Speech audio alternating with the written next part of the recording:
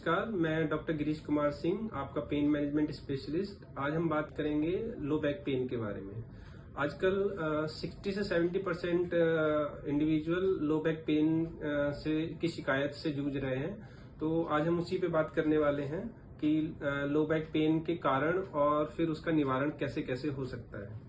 तो low back pain आजकल की जनरेशन में सबसे कॉमन सिम्टम है जो यंग एज और ओल्ड एज दोनों में पाया जा रहा है।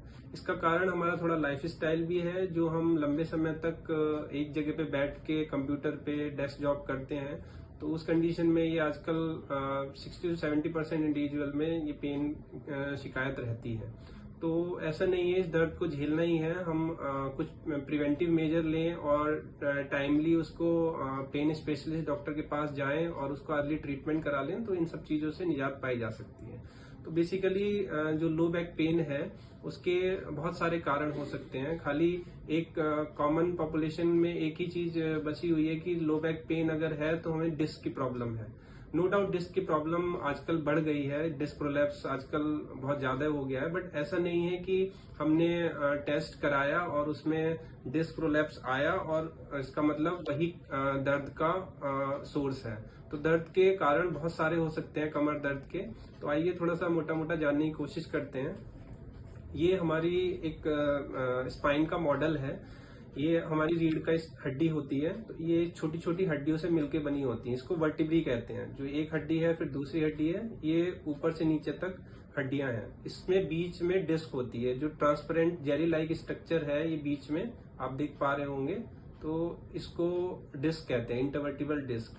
इसके बीच में हमारी स्पाइनल कॉर्ड होती है, इसके पीछे जो इसमें दिखेगी नहीं आपको, स्पाइनल कॉर्ड जा रही होती है ऊपर से नीचे की तरफ। उस स्पाइनल कॉर्ड से ये नर्व रूट निकलती हैं। जो येलो कलर के स्ट्रक्चर्स आपको दिख रहे हैं, ये नर्व रूट हैं। तो ये शरीर के विभिन्न हिस्सों को सेंसेशन प्रोवाइड कराती हैं।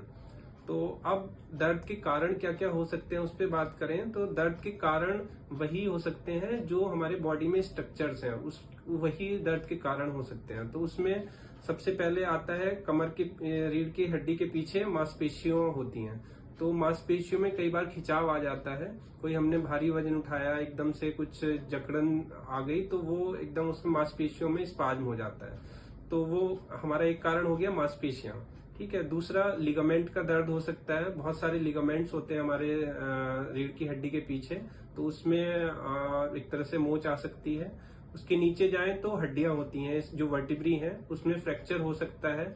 जो ओल्ड एज पेशेंट है, ऑस्टियोपोरोसिस फीमेल्स में बहुत कॉमन है, तो उसमें कई बार स्पाइन में फ्रैक्चर हो जाते हैं, ऑस्टियोपोरोटिक फ्रैक्चर। तो वो एक दर्द का कारण हो सकता है। और उससे आगे जाएंगे तो जो हम डिस्क, जिसकी कॉमन हम बात करते हैं, डिस्क प्रोलैप्स।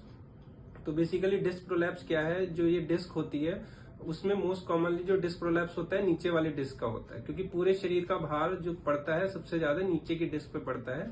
तो ये डिस्क जो है समटाइम्स पीछे की तरफ ये जेली लाइक स्ट्रक्चर होता है। तो बहुत लंबे समय तक एक पोस्चर में बैठने पे इस पे प्रेशर थोड़ा बढ़ जाता है और डिजनरेशन ओल्ड एज में स्टार्ट हो जाता है। इसकी वजह से ये डिस्क पीछे की तरफ जाती है।